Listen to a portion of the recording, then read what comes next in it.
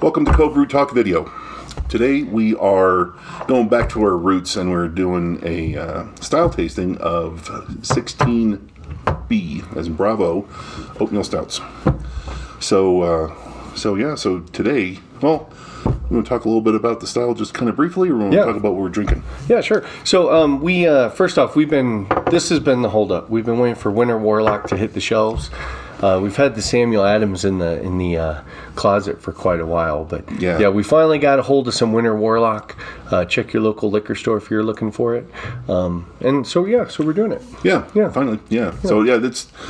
Oh man, I was laughing when you said check your local liquor store, because the whole goat rope about this was I saw it in Safeway. I was like, hey, they have it in Safeway, let's do this. And then I started, because I don't want to buy stuff at Safeway for whatever reason, so I started checking around 3 or 4 different local liquor stores. He checked a couple liquor stores, nobody had it. Yeah. Tuscany Wine and Liquor had it. I'd be willing. Oh, sorry, go ahead. I was going to say, so kudos to you, Tuscany. Yeah, we had it first, but I bet if we went there, these other places now, they'd probably have. Oh, after we're done filming, we'll be like tripping over it. Yeah, it's like, oh, geez, you have anything other than this? Exactly.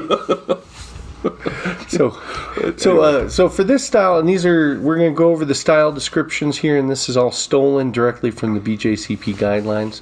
Oatmeal Stout, the overall on this is it's going to be a very dark, full-bodied, roasty, malty ale with a complementary oatmeal flavor.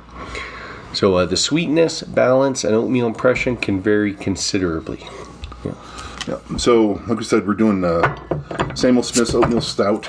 It's comes with 5%, 32 IBU, and they're from Tadcaster, North Yorkshire, England. The way they abbreviated that on the bottle, we had no idea what was going on. They had like N York S. But then also, as Mike mentioned, from Bristol Brewery, right here in Colorado Springs, we're doing Winter Warlock. That's our seasonal stout. I need to throw a bottle of this in the closet because I still have the barrel aged from the birthday box, like 2 of those. Yeah. Last year's Winter Warlock. Although I'm a little concerned because they centrifuge all the yeast out. So I wonder if it'll age, how it'll age. I guess we'll find out. Yeah. I could smell this when it was down here. Very nice. Wow. Oh. Man, what does that smell like? It smells like something. I'll have to think about it. There we go.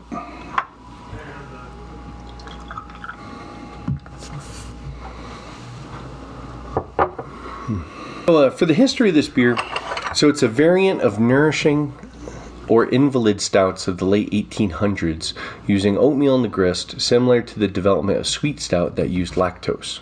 So what's interesting is, did you catch that? It's a variant of the nourishing or invalid stouts. Yep. I did a little bit of reading, and actually I think they say later on in here, later went through a shady phase where some English brewers would throw a handful of oats into their party-guiled stouts in order to legally produce a healthy oatmeal stout for marketing purposes. Oh. Yeah, they had a whole bunch of those, like the clam stout, oyster stout, meat stout. It's like the new health kick. Yeah. Drink stouts. Need to pick me up? Drink Coca-Cola with real cocaine. That's what it reminds me of. So there's an original Scottish version that used a significant amount of oat malt. And it was most popular in England between the world wars. Revived in the craft beer era for export, which helped lead to its adoption as a popular modern American craft beer style that uses a noticeable, not symbolic, quantity of oats. Not just a handful. Yeah. I wonder if it's probably not levels of like wheat beer, German wheat beers. Because, German wheat beers have to be at least 50% wheat. Oh, yeah, that sounds good. The Reinheitsgebot. Yeah, they're like, we're not joking around with this. Yeah, well, no, it makes sense. I mean, if it's going to be a wheat beer, it makes sense. So, so the aroma, you ready to move on to aroma? Yep, sure. Yeah. Mild roasted grain aromas, generally with a coffee-like character. A mild malty sweetness can suggest a coffee and cream impression. Yeah, that's what I'm getting with the Sam Smith. Fruitiness should be low to medium high. Well, that's an awful wide range, isn't it? Low to medium high. Yeah. Diacetyl, medium low to none. Hop aroma, medium low to none, earthy or floral. And a light, grainy, nutty oatmeal aroma is optional. So I totally see you with the coffee and cream aroma from the Samuel Smith. Yeah. Although it kind of gives me a boozy character to it as well. That's which it probably isn't at 5%. No, I can't imagine. Yeah. No, there's something else there that is, and I just. But this is all roasted chocolate. Yeah. Yep. Yeah. The heads have kind of gone away, but I think the Samuel Smith's head was a little more tan than the Winter Warlock, which was a little more white. Yeah. Let's get that head up a little bit there. Yeah. You can. No, I think I'm backwards. I think Winter Warlock's a little more tan. And Samuel Smith's a little more white. So the appearance is medium brown to black in color. Check. The creamy, persistent tan to brown colored head. And can be opaque, if not, should be clear. Yeah. Well, that doesn't. See, that seems kind of critical to me. Either I get my impression from that, it's like it has to be, you can't see through it, or it has to be perfectly see through. And then the other part of me is like, that a programmer must have wrote that line. If not A, then B. Then B, yes. Yeah, there's if not clear, then opaque. I don't know how to do that one little if block. No else. Huh. Yeah, that's well, it just seems kind of strange because opaque to me means, I can't. So I thought that about Guinness though too. I mean, I know Guinness is an oatmeal stout, but that actually you can see through it if you hold it up to light. And it was clear. It's clear. It's just really, really it's dark. just really dark. So I guess maybe that's what they're talking about here. And actually, you kind of get like a reddish hue to it in the bottom of the glass in both the cases. Yeah. So for flavor, similar to the Aroma, with a mild roasted coffee to coffee and cream flavor and low to moderately high fruitiness. Oats and dark roasted grains provide some flavor complexity. The oats can add a nutty, grainy, or earthy flavor. Dark grains can combine with malt sweetness to give the impression of milk chocolate or coffee with cream. Medium hop bitterness with a balance towards malt. Medium sweet to medium dry finish. Diacetyl is medium low to none, and hop flavor is medium low to none, typically earthy or floral. So basically a lot of the same from Aroma. Yeah. Yep.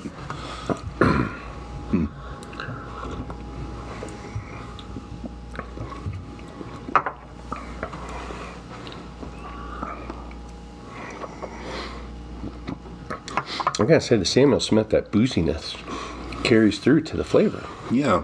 I mean, I know it's not booziness, not 5%. Yeah, but if you gave it to me, I'd be like, whoa. Yeah, no, it's for sure. And I think that's more just the roasty malt.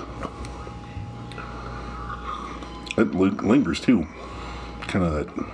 Yeah, I mean, roasty is the only word I can think of.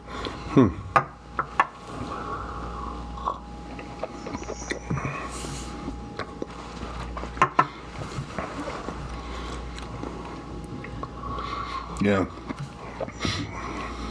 And the Winter Warlock is kind of has the same character, but just not quite as. It's a little bit more rounded, I think, or maybe vice versa. Yeah.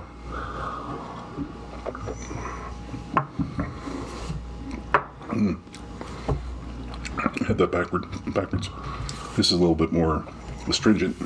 Yeah, that's what I was going to say. This one definitely has the roasted malt character more. Yeah. Mainly the astringency. But I mean, not anything offensive. It's just there. No, yeah, it's just the way it is. Yeah, I think you get that from a lot of them. Yeah, that boozy flavor, though, in the Samuel Smith is just really odd to me. Yeah.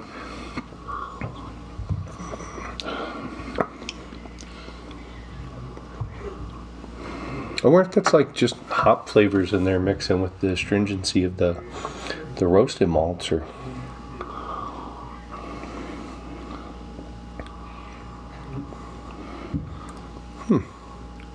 I mean, it's very good. I mean, it tastes dark. Yeah. Yeah. They both taste like, if you handed me this, I'd be like, oh, that thing's black as my soul. Yeah. Yeah. There's no question about it. But very good. Oh man, they're both awesome. Yeah, it's kind of pumped because I saw I think it's a Samuel Smith's Winter Warmer, which is the example for British Old Ale. Oh, which yeah. is one of our previously drawn examples that we're supposed to taste. Mm-hmm. Yeah. That should be coming up here pretty soon, I think. Didn't you? Anyway. Yes, should be, yeah.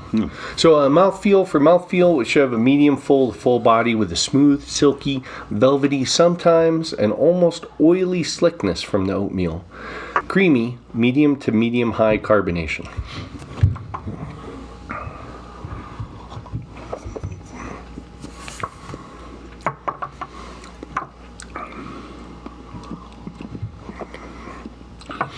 Yeah, I think the Samuel Smith has a little bit more body, just a smidge more body. And the Winter Warlock. And the Winter Warlock's, that little bit of astringency kind of gives me a dry impression at the finish. Oh, yeah, I can see that for sure, yeah.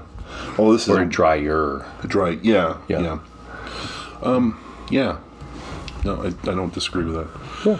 I know, that's one of the things that I really like about the oatmeal stouts is compared to like a dry stout.